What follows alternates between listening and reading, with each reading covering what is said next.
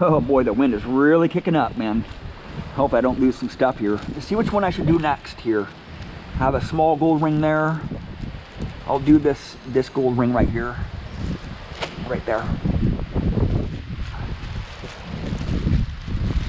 I don't want to lose my target there. I have a lot of gold and silver in there. So we'll go like this. I'll bury it right there. I've been doing some testing on some gold rings, some silver rings, and some jewelry and stuff. Next to the iron post here with the Simplex, the Equinox, and the Deus with the small coils on them. And pretty much all three machines fail on any target that's like within this close to it, 2 inches deep, right? With these small coils here, with all the settings, right? That's why I'll show you what I have here. Put this under my glove there so it doesn't blow away, right? Have a pull tab. You guys know the routine if you guys have been watching my videos. Pull tab and a gold ring connected to the same string. So just in case if I lose this gold ring, I can hit on this pull tab and pull the gold ring out, all right? So I'm not gonna get too close to this target, that pipe right there, right?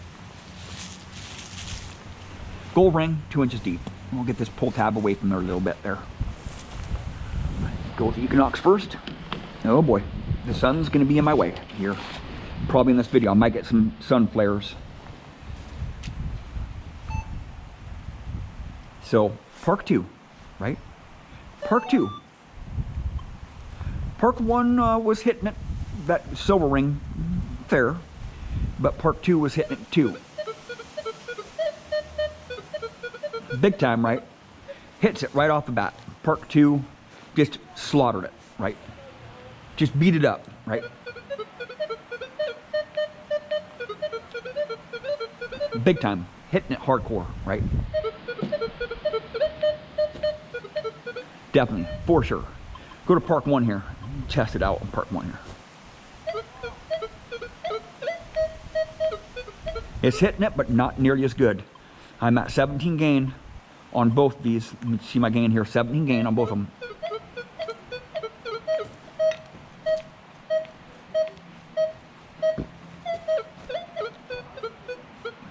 Equinox did very good on that target. Very, very good on that target. Right. It's a small gold ring. Right? Small gold ring. Simplex 277. SV24 coil on it. Full gain right here. Oh, my Deus is on.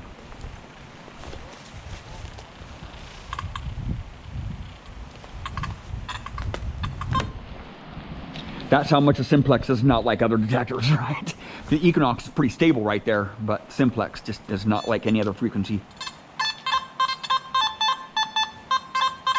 Oh yeah, big time. Hits it big time, right? Park 2 likes it. Park 2 likes it, right? Park 1 likes it, of course, field mode. Crank it up here a little bit, all the way. Field mode likes it too. This is a pretty easy target here, actually. I'm really surprised that those two detectors are smacking that lower conductor right next to iron, right? Really, really surprised. I'm very happy about that, right? I don't even know if this video is going to turn out because I might get a lot of sun flares. That sun came out for a minute. I didn't think the sun was going to be coming out. Stock hot program, 5x9.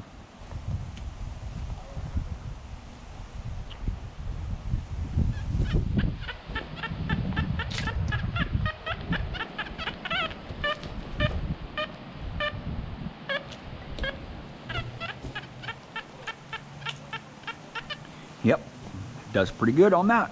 14 kilohertz stock hot program. Now I'll go to, if I can push the buttons right here. If I can push the buttons, my glove's on, I can't. So 74 kilohertz.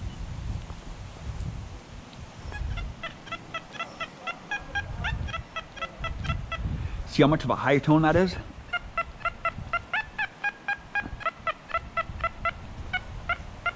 Look at how fast I can swing. So I swing fast with the Deus, right? Because it can get those targets out, right? It's a pull tab right there, right there. Gold ring, iron. And it's actually hitting it this way, right here.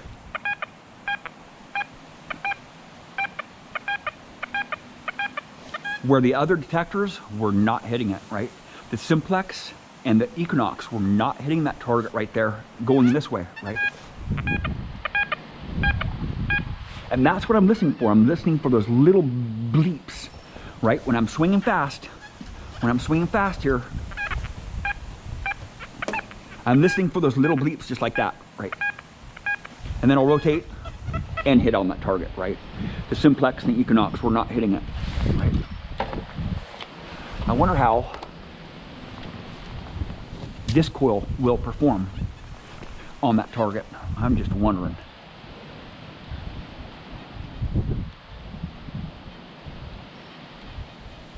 If I can see here, not push the button 5 million freaking times unintentionally.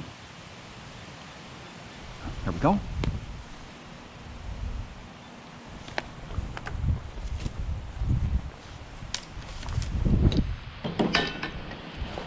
Five by 9, 14 kilo, or 9-inch, 14 kilohertz, right here.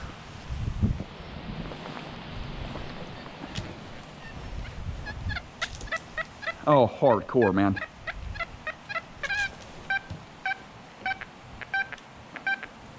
It's only giving me a grunt swinging this way, right?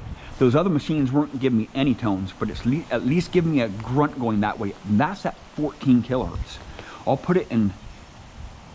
That's at 54 kilohertz. That's at 54 kilohertz. So that 5x9 works a lot better in the top lots. You know, this is why I'm doing this testing right here, to see which detector really is going to perform and which coil is going to perform the best in the top lots.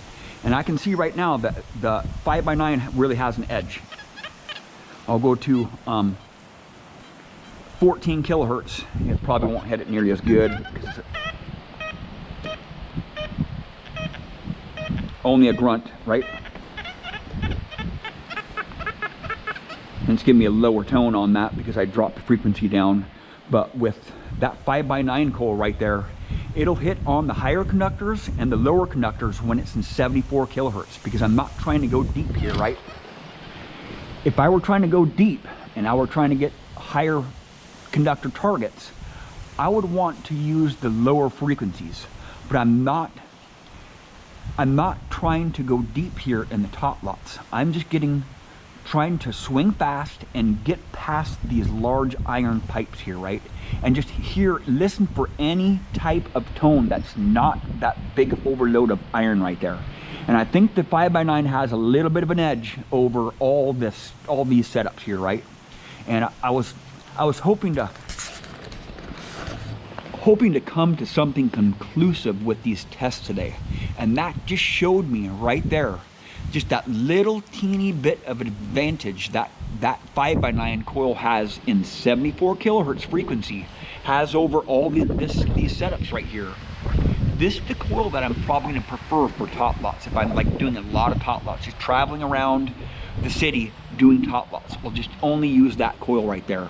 But with top lots, it's kind of hard to do that, because when we get to a site that has a top lot, like if we're doing top lots for the day, and we get to that site and there's people in the top lot, what am I going to do? You know, I'm not just going to drive somewhere else. I'm going to wait a few minutes, you know, maybe swing my coil around over in the park or the school for a little bit, but that's not the coil that I prefer to swing in the park over there. So, you know, it's just a toss-up. You know, which detector am I going to take? I think I prefer the 5x9 in the top lots, but I don't prefer it as an all-round coil because it doesn't go very deep. Jim has some pretty good results with it going pretty deep, but I don't. With that 9-inch coil, that 9-inch HF coil, it really is an all-round good coil. I can get a lot out of the top lots. I can get a lot out of the fields out there. I can get a lot out of the beds, the curb strips. I can go all around with the same coil all day long and have some pretty good results with it, and still go fairly deep. You know, 6 or 7 inches deep. But I know that that 5x9 coil will not go 6 or 7 inches deep, right? In most situations, it won't go 6 or 7 inches deep. But in the tot lots, I want to cover a little bit more ground than that small coil, right? When I'm swinging fast, even though it does have 9-inch round coil, but the targets are a lot faster. You know, the response is a lot tighter, so I really have to listen hard for those smaller targets. With that 9-inch coil there, the targets come out a lot better because I have a wider coil, right? I don't have a 5-inch wide coil, I have a 9-inch wide coil, so I can cover a lot more ground and swing quite a bit faster with that 9-inch coil in the tot lots. I just want to figure this out, right? I want to figure out which coil is going to be the best for an all-around coil in the tot lots or at schools. Now I think right now the 9-inch has a little bit of advantage because tot lots are a thing, you know. I can't always, like right when I get to the school, or the park, I can't always just get in the tot lot right now and just do a bunch of tot lots, you know, do 10 tot lots for the day. Jim and I have been doing a lot of tot lots lately and just driving around from tot lot to tot lot, but about half of them, we have to wait until we can get our turn into the tot lot. And a lot of times we only have a few minutes, so I want to be swinging fast because those kids want to get in, you know, right after us. Or a lot of times kids come in like 5 minutes into the hunt and it kind of spoils our hunt. So if I can just cover as much ground as I can, as fast as I can, and get the targets out quick. With that 5x9 coil, maybe if I swing a little bit slower, maybe on my second pass, or if a tot lot that I haven't hit, that I've hit really good, I'll hit it with the 5x9 and go through it really thoroughly, like on a rainy day or something. I know that 5x9 is doing very, very well on the normal swings that I'm, you know, I usually come around tot lots like this, you know, like this on my first pass, and it was hitting it just a little bit, that 5x9 coil. None of the other detectors were hitting it like that, right? They were all hitting it this way, but I don't usually hunt right there on my initial pass like that, at that angle right there. So, you know, it's just all about testing, right? I'm always testing my machines, and I'm going to test another larger gold ring closer to that post. And like I said before, not all posts are the same. You know, you got different size of posts. That post is different size from all these other posts in here, right? So, you know, it's just a matter of luck, you know. The best thing to do is swing slow in tot lots if you have the time. You know, if you have the chance, you know, the opportunity to swing slow. A lot of times tot lots are just loaded with kids and you just can't hunt them. So, well, thank you for watching. Please subscribe.